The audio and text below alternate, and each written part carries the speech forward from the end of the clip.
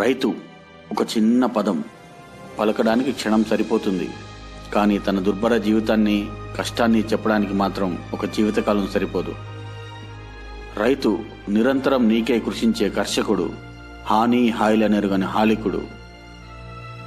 మనం తినే ప్రతి ముద్దకు, వృధా చేసే ప్రతి మెతుకుకు లెక్క అడిగే హక్కు ఉన్న ఈ కర్షకుడు నోరు తెరిచి ఏనాడు అడగలేదు, అడగడు కూడా. గుర్రం జాషవా గారు ఒకసారి అన్నారు, ఒకచో నేలపై భవలించినొకచో నొప్పారు పూసెచ్చపై, ఒకచో శాఖములు ఆరగించినొకచోను తుష్ట శాల్యోదనం, ఒకచో బొంత ధరించునొక్కొక్క తరిన్ యోగ్యాంబర శ్రేణి, లెక్కకు రానియడు కార్యసాధకుడు కష్టంబున్ సుఖంబున్ మదిన్. ఇక్కడ కార్యసాధకుడి గురించి చాలా చక్కగా వివరించడం జరిగింది. అతను తన జీవితంలోని రెండు అంచులను, హెచ్చు తగ్గులను, ఉచ్ఛ్వాస నిశ్వాసాలను అన్నింటినీ చూసినా కానీ తను మాత్రం తన కర్తవ్యమే ధ్యేయంగా, అదే తన పనిగా పెట్టుకొని దాన్ని సాధించే వరకు వదిలిపెట్టాడని చెప్పేసి ఇక్కడ వివరించడం జరిగింది. నారు నాటి కోత కోసే వరకు ఒక రైతు జీవితంలోని 6 మాసాలు దానికి అంకితం అవుతాయి. తన క్షుద్బాధ సారమే మన ఈ భోజనం.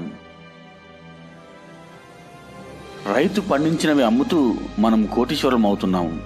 కానీ ఆ రైతు మాత్రం ఇంకా పేదరికంలోనే ఉండిపోయాడు. అసలు మనం తినే అన్నం ఒక్కో ముద్ద వాళ్ళ ప్రాణత్యాగ ఫలితం అని మనం ఎప్పటికి అర్థం చేసుకుంటామో ఏమో. దేశమంటే మట్టి కాదో, ఈ దేశమంటే మనుషులే అని అన్న గురజాడ అప్పారావు గారి మాటలను మనం నిజం చేయడానికి మట్టిలో మాణిక్యాలను వెతుక్కుంటున్నాం.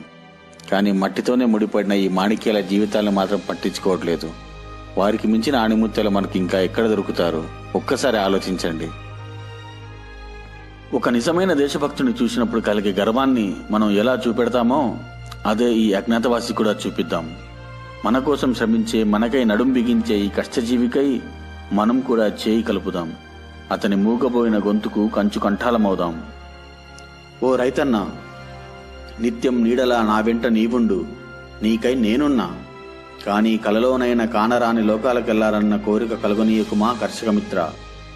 చివరిగా మాదొక మనవి, మీరు ఉత్తేజితులై రైతులు అవ్వకపోయినా పర్వాలేదు, మీరు రైతులని చూడకపోయినా పర్వాలేదు, కానీ దయచేసి వారికి రెస్పెక్ట్ ఇవ్వండి. చస్తే చచ్చారులే మనకేంటి అని మాత్రం అనకండి. Respect farmers, save farmers. జై హింద్.